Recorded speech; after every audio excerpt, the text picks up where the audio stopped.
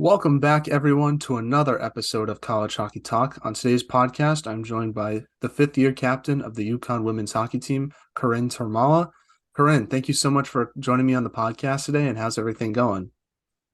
Everything's going pretty good. Home for the summer, so that's a little sad, but getting into the hang of things here. And how has your off season been going so far? Do you have any plans this summer, whether it's hockey related or not? Yeah, it's been going pretty good, pretty typical. Just getting into hockey, workouts in the summer, gonna hop on the ice soon and stick handling shooting. But other than that, I might travel a lot. I used to live in Wisconsin, so I'll probably head down there a little bit. And then maybe before I go back to school, I might go visit my brother in Hawaii. He lives there, so Oh, that's a awesome. little vacation before the whole Yeah, hockey season starts. definitely got to make some excuses to go down there sometimes. Yeah, I agree. Now, in regards to your training, what are you and your team specifically focusing on to get ready for the upcoming season? Nothing in particular. I think we're just focusing on what we've always done. We trust each other when we go home in the summer to just do what we think is right for each of us. We each have our own trainers. Some people are heading back to campus in July to just start training. That's something new that we've been doing this year. I will not be just because I'm working here and I have my own routine, so I'll stay here. But I think a lot of us are just focusing on strength and conditioning because during the year, once you get into the swing of games, you have so many games going on, you don't have time to work on that stuff. So just really focusing on our strength and conditioning before we get back, just so we can hop right on the ice and get to work before the season starts because we have a game in September. So pretty quick turnaround there. Yeah, absolutely. And obviously, following your team, it seems like you guys have been having some fun with your spring workouts. Talk about that because it looks like a lot of fun.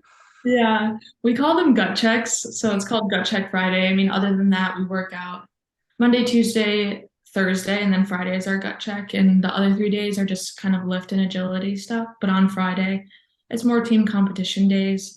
And they call it gut check because some people throw up. I don't know, it's just it is what it is.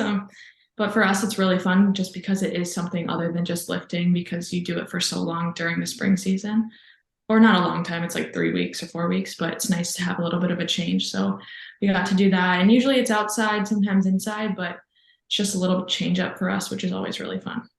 Have you ever thrown up during Gut Check Friday or no? I have not. That's I think I've had to do, because of COVID, we didn't have a lot of opportunities to do gut checks. So I think I've had two full spring seasons, maybe three. So I haven't had to do it a lot, but I haven't thrown up, other people have, but you kind of find out how to prepare for it over the years and what to eat, what not to eat, how much to hydrate. So kind yeah. of depends on how familiar you are with it. Now I saw that you guys did a scavenger hunt with the men's team. That looked like a lot of fun. Did your team win? My team at the beginning, we had to do the Yukon fight song. So you had to sing the Yukon fight song, and whoever sang it best got to go on the course first. So my team won that, but we ended up getting second place. So the head start didn't really help that much, but it was a really good time. And that's kind of another sort of thing that we did outside of just lifting that helped to kind of have some fun in the spring season. Well, the video looked like a lot of fun, and I liked the one group that had to take someone had to take a picture of them. I thought that was pretty funny. Just like someone random going to class, and you have to do that. Yeah, That was a lot of fun. I was wearing a chest mount, like the GoPro, and so they had to take a picture because when you took a picture, you got a certain number of seconds docked off. So that was fun too, but it was a good time. Now, I want to transition and talk about the beginning of your hockey career and sort of work all the way up to where you are today. So, doing research on yourself, it says that you're from Chashoe, Michigan, and then it also said you're from Sussex, Wisconsin. So, where did you grow up and how did you start playing hockey? Yeah, so I actually lived 8 years of my life in Arizona and I started playing hockey there. I'm pretty sure it's from my brothers and my dad. They both played, and I have an older brother, a younger brother. So I think my younger brother probably got me into that, and that's just something that I followed with. But then we moved to Wisconsin, and I grew up mostly there. I just list Chassell on my roster because that's where I currently come home in the summers too. So I just figured I'd put that there. But growing up there, Wisconsin and Michigan are they they have a lot of hockey going on usually, more so in Michigan than Wisconsin, I think. But there are limited opportunities for girls hockey in Wisconsin, but I definitely made it work. So you just got to find the right opportunities and go from there. Who was your favorite player growing up? Did you watch any hockey as a kid? Yeah, I didn't I watched hockey, but I never really watched players, if that makes sense. Weird enough, I feel like my brother was maybe the player I watched the most because he was in high school hockey and he actually played for the Milwaukee Junior Admirals a few years when I was growing up. So I got to watch him the most. And other than that, I watched the Olympics and NHL, but I never really looked for a player. I just watched the hockey in general. So I don't know if that's a good answer, but that's my answer. So It's a good wholesome answer though, your brother. yeah, yeah. It's always fun to watch your brothers too, because then they're with you and like we would shoot together in our backyard. So it's just the little things that I looked up to him for. And before UConn, you played for the Milwaukee Junior Admirals, and like you were saying, there was a limited opportunity for women's hockey where you grew up. So how did you get the opportunity to join the Admirals and be a part of that organization? Yeah, so I think it was seventh grade. I decided to transition from men's hockey or youth men's hockey, whatever it was, because you can only play that in that for so long. So I decided to transition. And for Milwaukee, it was just a tryout. And that was the closest to me at the time. I didn't really think about any other opportunities. So I ended up going there. And then after that, I left to go to CYA, Chicago Young Americans. I kind of bounced around for a little bit just because there are not a lot of opportunities, but you kind of just try them out. And then I played for the Madison Capitals and I ended up coming back my sophomore year of high school to the Milwaukee Junior Admirals to finish out my last 3 years. And I really liked the organization. The coach that ended up coaching me for the last 3 years was Brian Smith, and he was really awesome. And I think he is the reason for why I ended up at UConn for the most part. And how did your experience with the Admirals help prepare you for college hockey with UConn? I'd say it prepared me very well. The Admirals organization isn't a very developed organization, or at the time that I was playing there, I'm not sure how it is now. But when you compare it to teams like Mission and all of those other teams that you travel to go see, it's definitely more of a developmental program. So the opportunities that I got to prepare me for college hockey were through traveling to go compete against other teams. Like I remember playing Canadian teams and I was like, this is perfect because obviously a lot of those teams have D1 commits and D3 commits, and people are just really dedicated to the sport. So also with a less developed team, you kind of fall into leadership roles, in which kind of helped me also develop to being a leader at UConn. So overall, my time there was great, and I really had a fun time. What's like the best memory you have with the Admirals when you look back on it now? It's kind of weird because I think my favorite memory was I broke my collarbone twice when I was there on my senior year. And sometimes when you play hockey so much, you forget about how fun it is and you kind of just go game after game and just nobody wants to be on the sidelines, but to be able to just kind of take everything in instead of being so stressed about the game and be with your teammates and travel with them was an experience I loved. But then also, I think it was my sophomore year, we beat Mission, which is kind of a big deal. I don't know if the Milwaukee Junior Admirals ever beat Mission before that day. So that was really exciting because we had a good team then too. Now, doing research on yourself as well, it said that you also played lacrosse for 3 years for your high school and you guys won three state championships. I want to ask you, what was your lacrosse experience like and how did it help you become a better hockey player? My lacrosse experience was really fun, and I still think about it to this day just because UConn lacrosse is very big. I have a lot of friends on that team, so we watch them a lot. And every once in a while, I'm like, oh, I miss it. I wish maybe I would have tried that route too. But being so committed to hockey was just something that I had to stay with. But my experience, it's pretty translational, the two sports, very team oriented, a lot of plays that you could set up, assists, goals, all of that. And just the hand-eye coordination of catching and receiving and shooting was also similar. So that was nice too. And I look back and I'm like, oh, maybe I should have tried more to play lacrosse, but it Mhm. ended up being just the way it is. But it was really fun to win and play a high school sport because I never got to play high school hockey in Wisconsin. So that was really fun too. Would UConn let you play lacrosse and hockey, or you can only play one sport at a time? I've never asked and I've never tried. So I guess I would find out if I asked, but I'm sure that something could work out. But again, hockey is such a long season that it would all be about the commitment that each sport was asking of me. Yeah, So especially since the overlap with the spring sports doesn't help. yeah, right. And UConn lacrosse is a very successful program. So I want to be able to commit to them if that ever happened. Yeah, exactly. Well, I was watching the championship game between Boston College and Northwestern, and I've never really been a huge lacrosse guy, but that was a lot of fun. I definitely want to watch more of that sport Yeah, in the near future. I know it's so different because when I was in high school, there was less contact, all of that, as you can imagine. College hockey, too, there's way more contact. And so now I look at it, I'm like, it's so competitive, it's so fun, and everyone in Hmm. college is way better than in high school. So it's a little bit sad to look back, but it is what it is. Yeah, no, I'm definitely now a big women's lacrosse fan. I got to go out to some UConn games though. I've never Yeah, seen them play in person. they're very good team.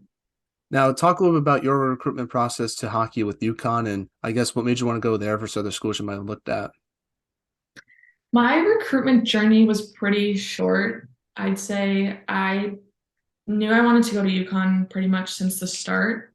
I was a very late bloomer. Like a lot of people were being recruited early on. This is when the recruiting rule wasn't there where you can't be contacted. So some of my friends, like Kate Thurman on my team, committed her freshman year.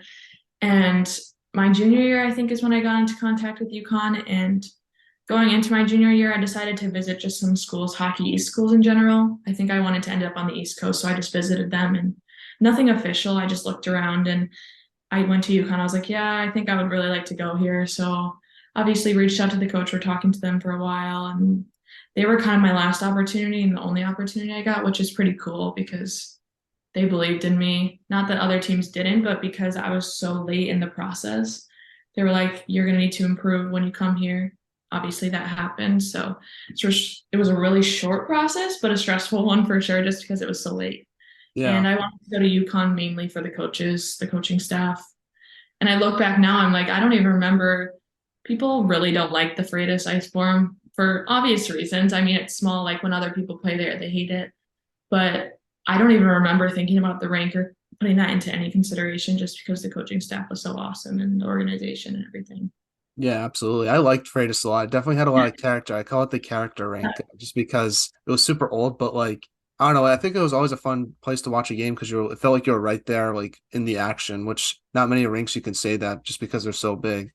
Yes, and when it got packed, it got packed. I mean, it didn't happen very often, but it was always fun when it did. That's kind of crazy because like now you're super successful at UConn, and it's crazy that that was the only school that like you looked at and gave you an opportunity. So it's kind of Yeah. funny how things work out the way they're supposed to sometimes. I know, and even now I'm like, holy, I'm coming back for a fifth year. I never thought I would do that in my whole lifetime, but kind of crazy. It's definitely something to be proud of. So Now, as a freshman, what was like sort of the biggest adjustment you had to make to college hockey?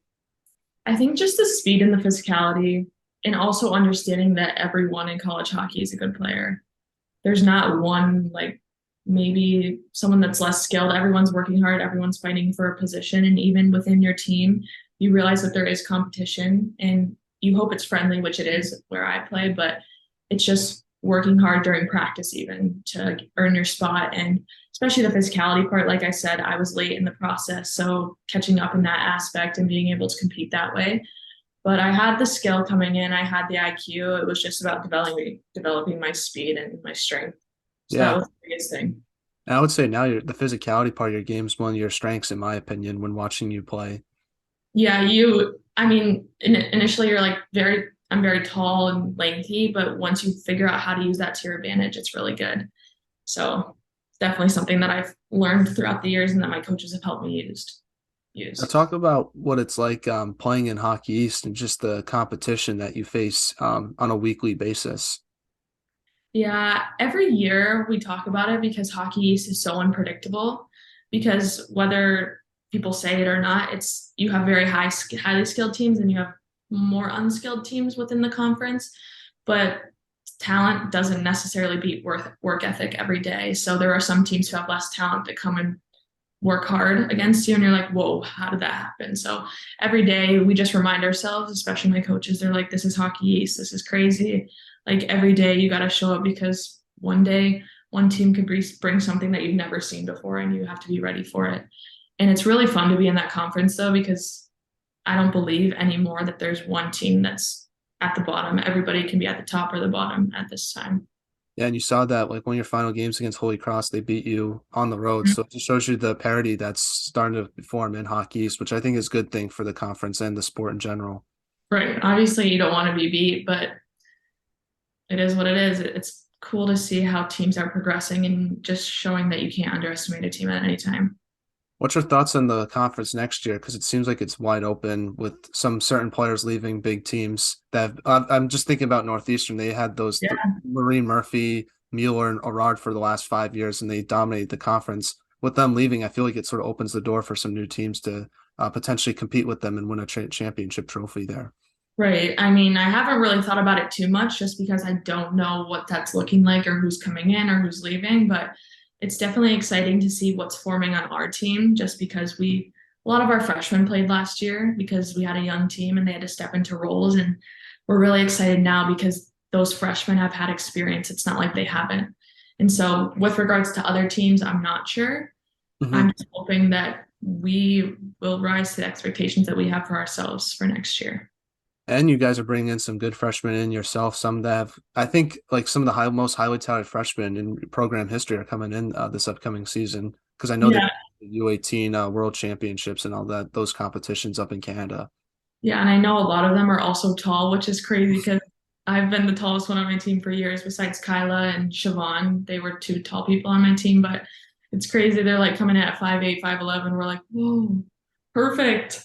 Nice to have some tall people around here. I know Chris McKenzie was telling me, he was saying that like it's like 5'8" and taller is like 5 out of the 6 players on the freshman class. So he said it's very tall class coming in. Obviously, we've never had a problem. I mean, we have shorter girls on our team, but it's crazy. It's just all of a sudden all these tall girls. So we'll see how it goes. Well, let's talk about your freshman season. So during your freshman year, your team got off to a very slow start, but then picked it up during the second half of the season that allowed you guys to go on a big playoff run. What was the turning point in your perspective that your team made in that regular season to sort of lead you guys to the postseason success and run that your team had your freshman year? It's hard to remember back that far just because I'm a senior now, but I think one of the biggest things, I don't know what happened before that year or how their history turned out at UConn or whatever, how many wins or losses they had, but this year we had an especially or strong senior and junior class.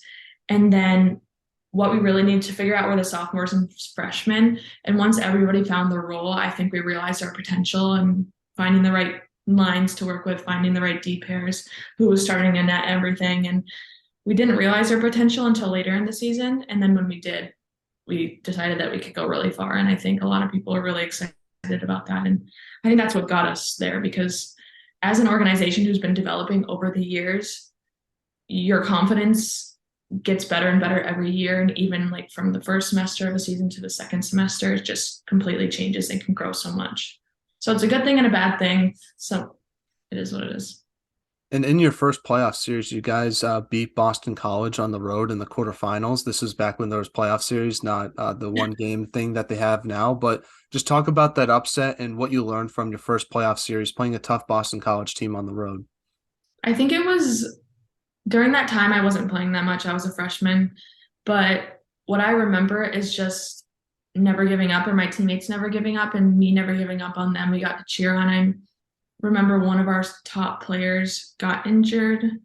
I think. I don't remember clearly, but anyway, what I learned was like to never give up. That's pretty cheesy, but we fought back, having not believed in ourselves at the beginning of the year to now believing in ourselves. And I just remember thinking about that and I'm like, oh, I got to take that into my next 4 years or next 3 years here, whatever I had. And so it was just memorable for me because it was such a good comeback against a very good team. Now, that season you lost to Northeastern in the Hockey's championship game 9-1. Mhm. What did you learn from your first championship game experience that you think has helped you for your next few years when you were with UConn? I think it for sure got the jitters out. I don't know the history before that year. I didn't pay attention to it very much, but I think that was our first maybe title game in a long time or ever. I don't exactly remember. Yes, we lost 1-9. It is what it is, like I say all the time, but it was also memorable because you're on such a big stage, and that was when certain teams were hosting, and it was really cool just to be involved in the tournament. And you also as a freshman, you kind of just watch and learn from older players and you kind of see how they carry themselves throughout the game. And everyone was nervous. And I just am excited to maybe get the opportunity to do that again next year.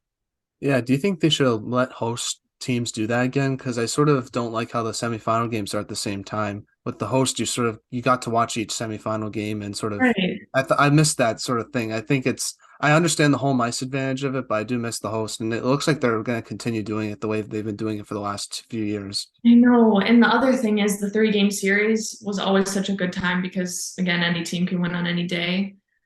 But I don't know. I miss that part, and I also miss the hosting. I don't think they'll go back to it for a while. It's always good for the team that's in first place in hockey. So hopefully Yeah, we'll move up in the ranks this next year. But sometimes it's hard because some teams have a really awful beginning of their season, or not awful, just not as great. And then towards the end of the season, but you don't get as many points. So home ice advantage is not there. So really the whole season does count. And I do miss the hosting opportunity.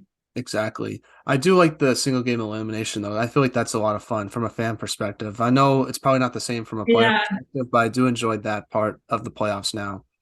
it's just kind of crazy because you go from playing a regular season and all of a sudden, I mean, everything counts throughout the season, but it's like do or die now. It's not like you're playing one game and Hmm. you can go on to the next. It's just done, which everyone at the end of the season should be playing at their best, but some people have bad games, like I say. Yeah, it's always tough when your bad game happens to be like one of the most important games of the season. So Yeah, now, agreed. now during your sophomore year, you like your team, like everyone else, had to deal with a lot of COVID protocols and regulations. My question is, how did your team handle the challenge of playing with no fans and dealing with the inconsistent schedule during your sophomore year? So, like we talked about, the Freitas was not a very bump in place. So, the fan situation wasn't that difficult for us. I think the biggest thing was not having our family there because we do have such a large fan base from our family side that they kind of roadie with us and travel to where we go. Most of our family members are able to do that. And to not have them was sad. And again, you look into the stands and there's absolutely nothing there. So, you have to find a way to get up for that game that day. And then I also remember sophomore year, I think we played Boston College about 6 times. So it was fun because we love to play Boston College, but again, you're just playing the same team every time. And I think we lost to them 5 times. But we were also very motivated in that some leagues weren't even playing. Like Ivy League wasn't playing, and we were just really just blessed with the opportunity to even play and be on campus and train together and get to know each other. And I can't even imagine if that whole year was skipped. So it had its challenges, but it gave me a fifth year and a bunch of other people a fifth year too. So Exactly. I feel like it must have been weird to play in those road games when like the stadium's huge, like BC and UNH, when there's like no one there. That must be like a weird feeling. I feel like for those games in particular. it was silent. And even in the freight, like it can bounce off the walls, but in Conti Forum, no, nothing. Can't hear Yeah. anything. It's like, So nope. that's what I felt because I remember watching that playoff game that year and it was just like so weird not to see anyone there. It's just sort of it felt like sort of a ghost. It was just eerie to watch. And we had to wear masks a little bit still. It was something else for sure.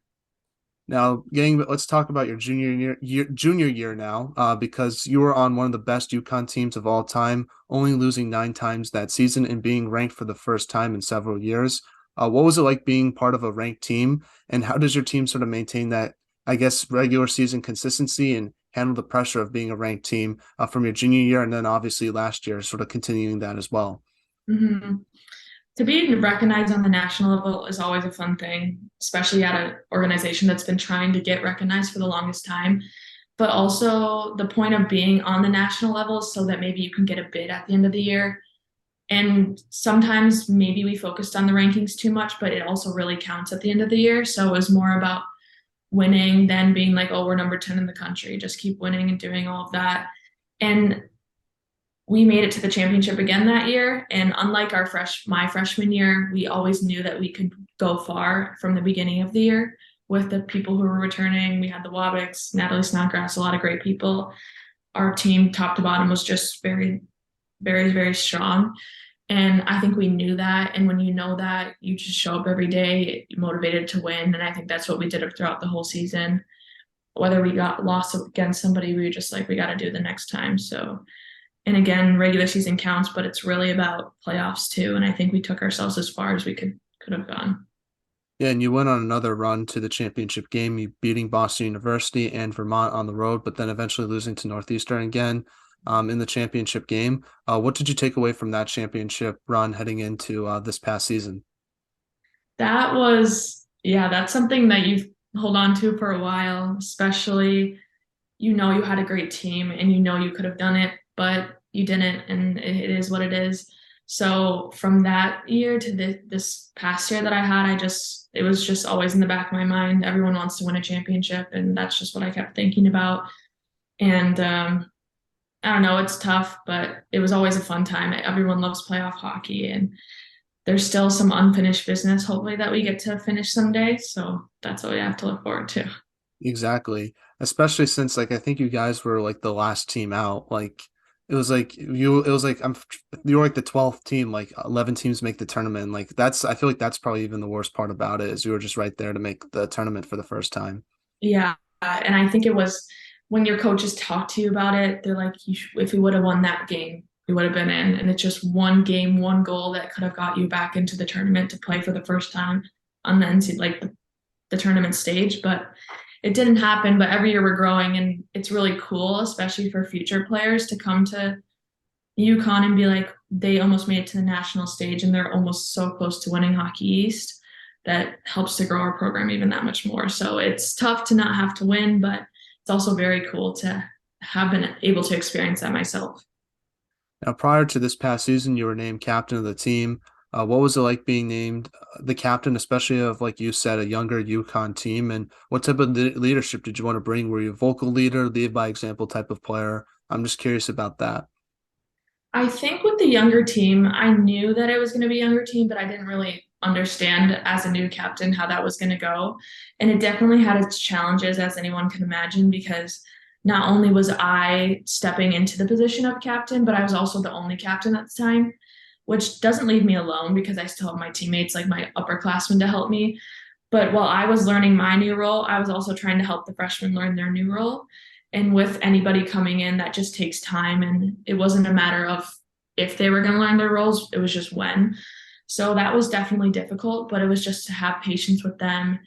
And with regards to the captain, knowing that I was going to be the captain of a younger team, I think it was just important to lead by example. That's how I got nominated in the first place. And they tell you not to change what you do. So I just led by example. And when you lead by example, it motivates those around you. So I just hope to motivate those. And especially as a younger team, they learn from your older players. So that was the hope for me. And then just being inclusive and fostering an inclusive environment. So the freshmen felt included regardless if they're playing a lot or not a lot, all in between. And obviously next year you're gonna have three other captains with you. Does that sort of how excited are you about that? Is that going to change your leadership, I guess, role at all? Or are you still gonna sort of do what you did last year?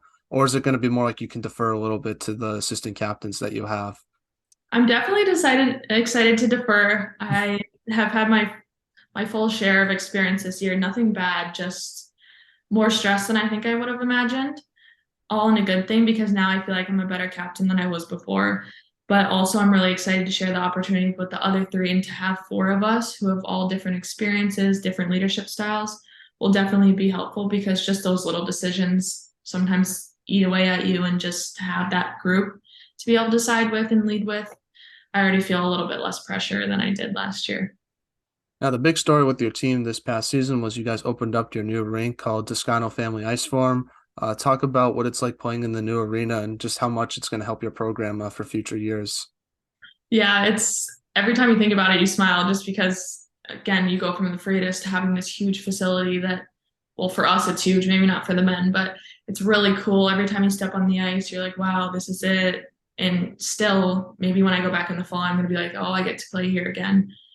And it's really cool because for even our first two games, so many people showed up and we're like, oh, maybe it'll die off, but we still have great attendance records.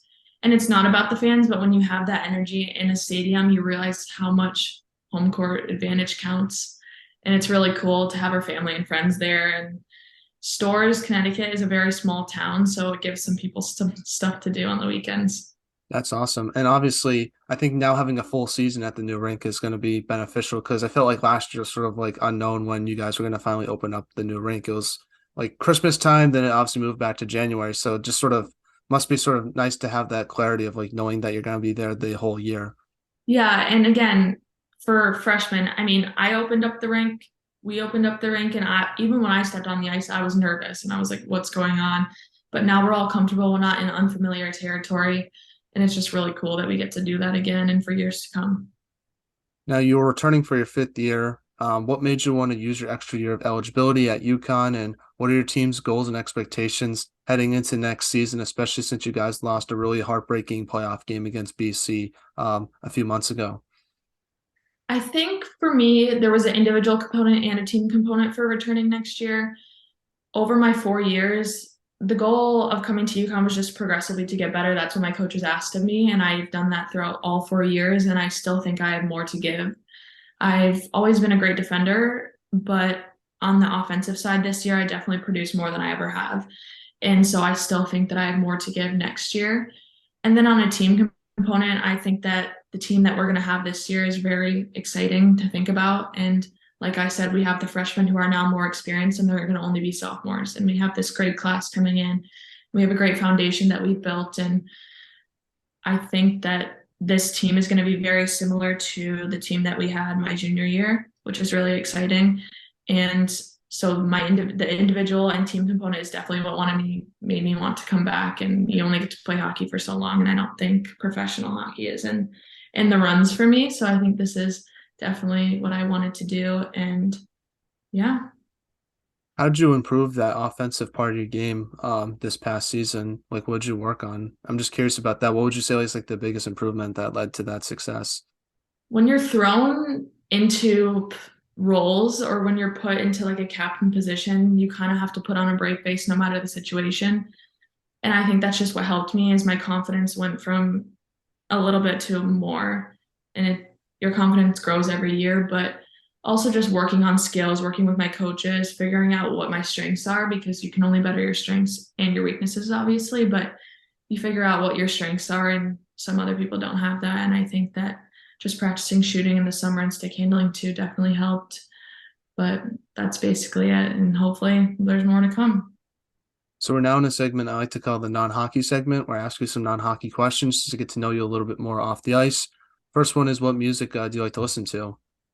I'd say everything. I don't really have a genre. I mean, there's usually rap before games, EDM, all that stuff, and then in the summertime country, Yeah. but kind of all over the place. I don't really have an artist that I like, and I'm more like songs that artists produce, not necessarily all of the songs that an artist produce. So kind of all over the place. That's good. That's good. I Yeah, don't understand that there are some people out there that can listen to only one specific genre of music. I think that's I super. know.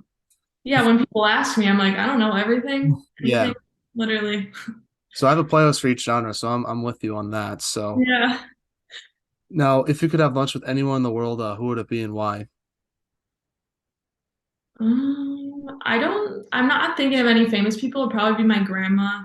She passed away my sophomore year of college, which was COVID year. So just to be able to talk to her a little bit again and catch her up on my life would just definitely be fun. What is your favorite hockey photo of yourself when you were at UConn? Because I know you have a lot. Yeah, I think that my favorite one, just because of all the memories that are associated with it, was I think when I scored against Merrimack at Toscano for the opening. That was just so fun because our alumni were there and my family was there. And that was the second time I heard the goal song in the new rink, but to hear it again because you scored it is so much fun. And I just threw my hands up and I have that picture and I'm celebrating with Caitlin Yearwood. And it's just, there's so much more associated with it that you can just remember than Yeah. just scoring a goal yourself. So I think that would be one of my favorite pictures. My favorite is you with that BC player checking her on the boards to win Oh, the puck battle. I thought that was super badass. So that's my favorite from you. okay. Yeah, that's a pretty good one. I've seen that. My favorite one probably from last year was I think it was Jada Habit. She scored and like Kate Thurman like is like hugging her and like yelling in her face. And I just thought that photo just like exemplifies like pure joy and like what's like Right. scoring a goal, and it just shows the camaraderie that your team has. So that's my favorite like UConn hockey photo from your team. Right.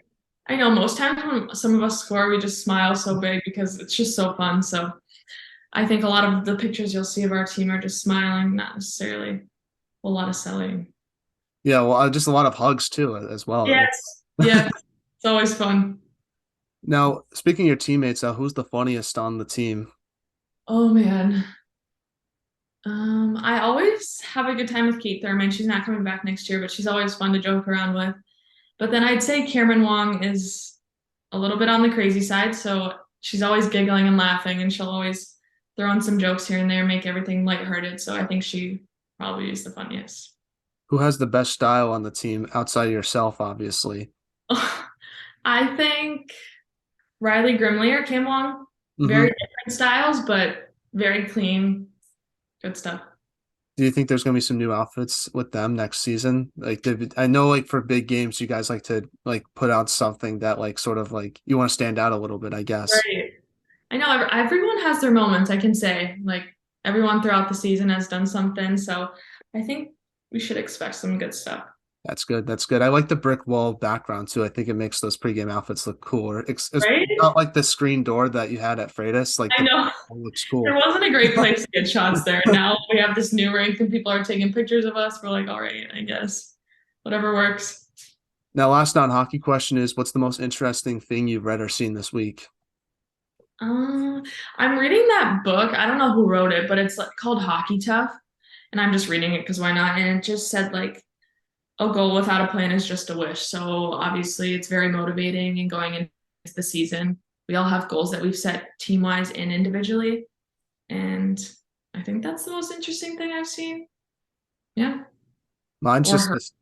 Mine's just Or the Stanley. Mine's just probably just the Stanley Cup final. Getting yeah, finalized. I think it's gonna be good, and I also think it's interesting that for the first, whoever wins the Stanley Cup final will be the first time in their, I guess, organization's history that they've ever won it. So that's pretty cool too. that's very interesting. I watched the game last night. It was a little bit of a Yawn fest, I know. yeah. I was like, all right, I'm going. I'm done. But I think the Stanley Cup final should be good. It should be some good games. I'm looking forward to that. Yeah, me too. I'll watch it for sure. Now, getting back to some hockey questions now for the younger players that are listening to this, what advice would you give them on what it takes to be a hockey player like yourself? I think just dedication and commitment to whatever you want to do with your life. If you want to play D3, go that route, D1, whatever. Or if you just want to play club hockey, you determine kind of where you're going to take yourself. And also, comparison is just the enemy. Like we talked about in my recruitment journey, I was very late in the process, but I still got to the same point that many other people did. So don't compare your journey to anyone else's, and you determine where you can go from. You can do as much as you want or as little as you want, and whatever you put in, you'll get out. So Now, before we end this interview, do you have any shout outs you want to give, and who should we have on the pod next? I think anyone from my team, they're all very interesting. You can get some people are very shy, some are very outgoing. I'd say any of my captains, anybody like that, but Cam Wong would definitely answer some of your questions a very interesting way. Other than that, I don't know. I'd just say my teammates for now, as far as Awesome. I'm concerned. Yeah. I definitely want to learn the motorcycle story with Cam, so I'm saving that question for her. Please. That would be so interesting. There's also multiple stories behind that. So I think that's definitely a good idea. Well, thank you so much, Coryn, for coming on the podcast. I really appreciate your time. It means so much to myself, and I wish you and your team nothing but the best for next season. Can't wait to go to some games and have a great summer as well. Take care. Yeah. Thank you so much.